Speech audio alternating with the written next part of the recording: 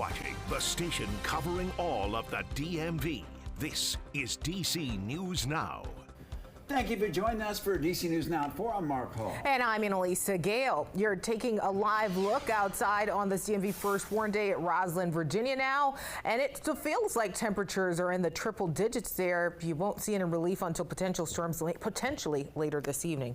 All right, well, let's head over now. Well, in the meantime, we're going to be bringing in our live team coverage. DC News Now's Daniel Hamburg standing by in Georgetown with how people are feeling about the end of August scorcher. But first, let's head over to meteorologist Damon Matson with the check on the forecast. Well, hey guys, I'm definitely happy that I see Daniel there, at least standing next to some water fountains, hopefully cooling off, because yes, we are at this very moment dealing with that brutal heat and humidity that built its way into the mix here today. Again, heat advisories, that is the big story here, still in effect until 7 p.m. this evening. Temperatures are reaching their peak out there right now. The heat index also reaching its peak, and it will not start to drop back down again until we get past the evening hours, 7, 8 o'clock. That's also when we could potentially start to be talking about that round of storms. Now, clouds earlier this morning, they played a role in keeping most of the DMV away from 100 degrees. Waldorf is sitting at that century mark right now. DC just short of it at 99. But at the end of the day, those few degrees do not matter much. We are well into the middle to upper 90s across most of the area, with that feels like temperature well above 100, especially in places like Manassas and Leesburg. 106, 108, that heat index at this moment. Now, we also have had air quality issues with haze lingering about, and on top of that, storms are starting to develop out to the west. We have some activity in northern West Virginia. We'll time out when some of these storms could move into the DMV and what impacts they could bring, coming up in your full forecast in just a bit. All right, Damon, thank you. Well, taking another live look outside at Roslyn. While a lot of people are hunkering down inside today, not everyone has that luxury in this heat. DC News Now's Daniel Hamburg caught up with some folks doing their jobs. He's live at the Georgetown waterfront now. And Daniel, how are people staying cool and what are they telling you? Well, Annalisa, a lot of people are staying cool by going through some of these water features here at Percy Plaza, and I can tell you that it's not just for the kids, it's also for the adults.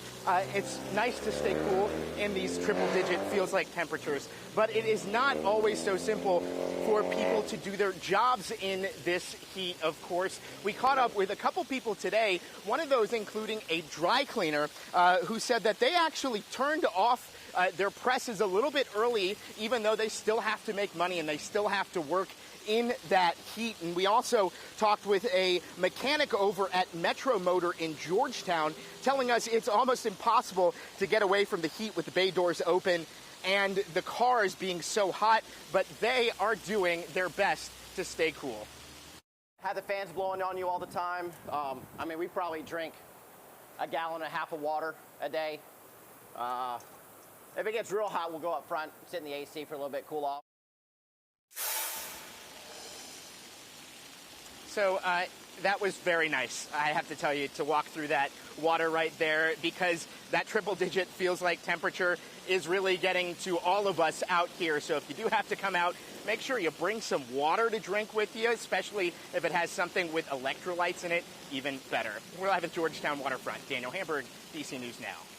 Daniel, thank you. And the good thing is you'll probably be dry in about 5 minutes because it's so hot. Well, remember, you can stay on top of the fast-changing weather conditions by downloading our DC News Now app now. Just scan that QR code right there on your screen or go to dcnewsnow.com.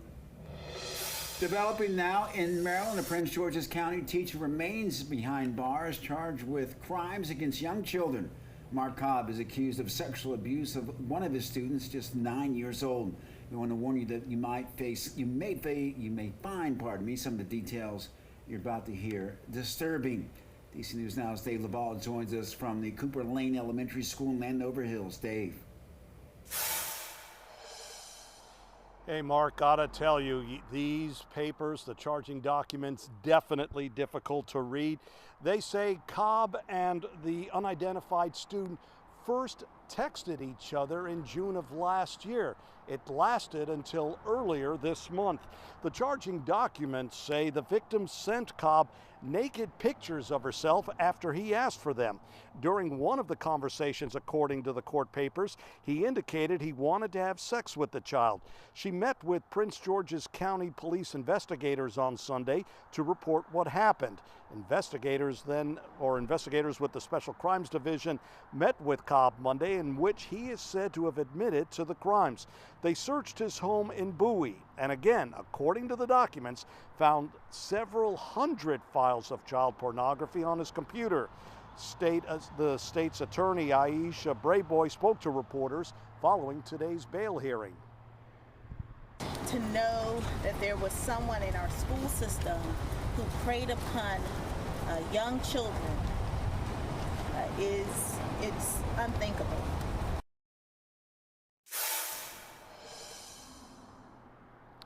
Cobb is charged with 1 count of child pornography distribution, 9 counts of possession of child porn. He's also facing, as we said, a charge of sexual abuse of a minor. Prosecutors believe there are more victims involved because of all the pictures and videos they seized. They're asking parents, or rather they're encouraging parents, to talk with their children and also contact Prince George's County Police if they suspect their child may be a victim. We're live in Landover Hills, Maryland. Dave Laval, DC News Now.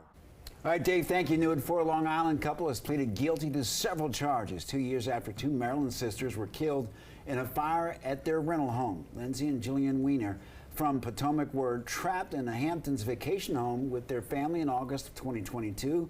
The homeowner, Peter Miller, and his wife, Pamela, pleaded guilty to negligent homicide and reckless endangerment. The district attorney says that the home had 29 code violations, including failing to make sure that the smoke alarms were working. The couple is due back in court in November. Meantime, in Virginia, a man and woman are dead after a double shooting near Dulles Town Center in Sterling. It happened around 4:30 this morning on Ridgetop Circle near Noakes Boulevard. Deputies believe it stemmed from an argument. They say both people were shot multiple times. New developments out of Prince William County tonight. The husband of a missing Manassas Park mother, Mamta Kafle Bhatt, is expected back in court again tomorrow. It will be Naresh Bhatt's 3rd court appearance since his arrest last Thursday. He's charged with concealing the body. And meantime, his wife has been missing for more than a month. DC News Now's Randy Bass is joining us now live with what's next. Randy. Yeah, this afternoon, the clock is ticking, heading into tomorrow's court appearance for Naresh Bhatt. Just yesterday, police and investigators were back here at their Heather Court home searching for more evidence, and what they found inside could change what happens in court tomorrow. Police back on the premises where prosecutors allege Naresh Bhatt murdered his wife, Mamta Kafle Bhatt, back in late July, around the time she disappeared. Investigators carrying out more boxes and crates from the Bhatt family home. Manassas Park Police Chief Mario Lugo staying tight-lipped about what they found. Unfortunately, I can't tell you what we were looking for, but obviously it's part of the investigation, and we accomplished what we were trying to do there today. Their hours-long search warrant a week ago, leading to Naresh Bhatt's arrest the following day.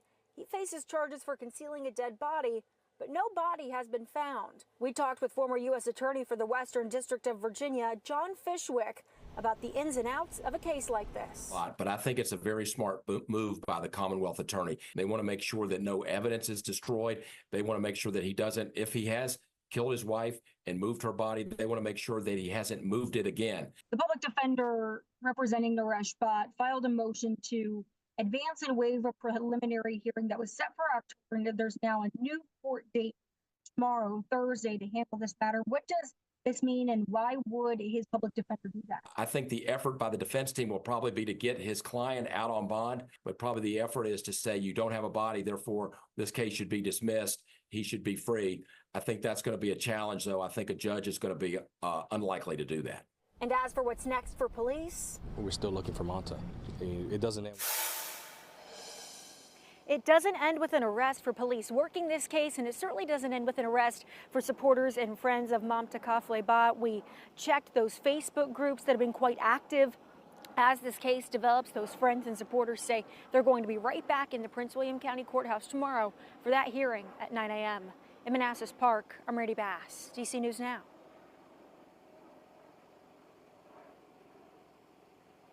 Tonight, 4 gold medalists on the Washington Spirit soccer team will throw out the first pitch at the Nats game. Tickets are still available for tonight's game, which starts at 6:45. All right. Well, the DMV was well represented in Paris this year with numerous athletes, and one of them was boxer Jamal Harvey from Prince George's County. And DC News Now's Tiger Munn sat down with the hometown boxer.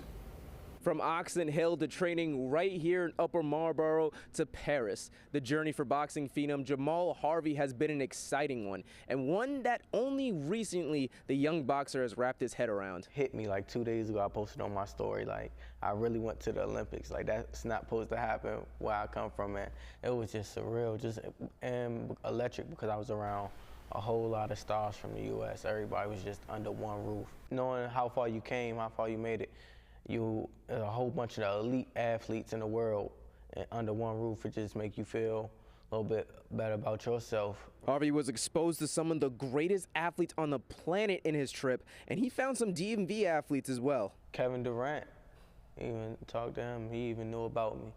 We got a lot of motivation. Kids from all over, you got different counties of kids that's gonna see their heroes or their athletic stars who can make it there. So only thing it is to do is to elevate now more and more. He won his first match in Paris, but unfortunately fell in the next one. But for Harvey, getting to Paris just isn't good enough. He's striving for more. One of my goals is to get back to the Olympics. A lot of motivation. Now I know next time what to expect. I know I can get there. I know it could be done. It's just all about I did it once. I know I can do it again. I know what I need to do to get there. I know what I need to do to improve. And Harvey will be celebrated for his accomplishments Saturday, August 31st from 1 to 4 p.m. at Tanger Outlets at National Harbor. Reporting in Upper Marlboro, I'm Tiger Munn, DC News Now.